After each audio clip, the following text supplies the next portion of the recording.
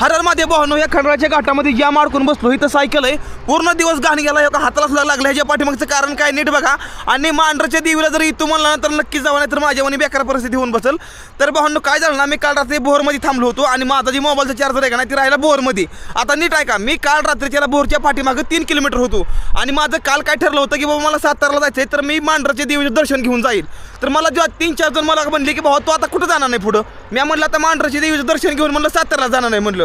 आणि भावांनो खोटं बोलत नाही, मी पाठ फिरवली आज देवीला. माझा चार्जर त्या ठिकाणी राहिला. नीट लक्षात राहून द्या, चार्जर राहिला.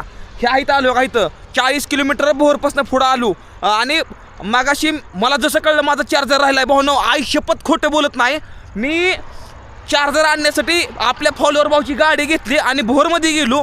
भोरमध्ये गेल्यानंतर ना मी काय केलं, चार्जर बघितलं. चार्जर हातामध्ये घेतला. लक्षात राहून द्या, चार्जर घेतला आणि ही पिन घेतली खिशात घातली. त्यानंतर ना त्याची जी चार्जर असतो का नाही, चार्जर नुसता टेबलावर ठेवला. काय चार्जर टेबलावर ठेवला आणि त्यानंतर ना म्हणलं त्याला नुसता रस प्यावा. म्हणलं मावशीनं रस आणला प्यायला.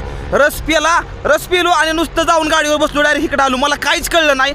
ह्या इथं पाठीमाग आले त्याला म्हणलं मोबाईल फुडल्या कंपनीमध्ये चार्जिंग लावायला. भावांनो बघतोय कुठं चार्जरच नाही. भावाला फोन केला. भावाला म्हणलं चार्जर पडला का, मला चार्जरच नाही.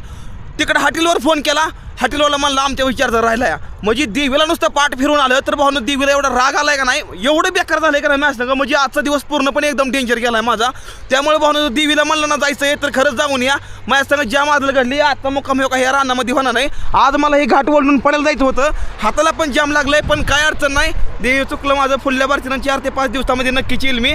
तर भावांनो असं काहीतरी होतं, देवाला आशा लावू नका रे, खरंच कुणालाच आशा लावू नका. आता मुक्काम इथं आहे खंडाळ्या घाटाच्या शेजाऱ्या साईडला. ओके, हर हर महादेव.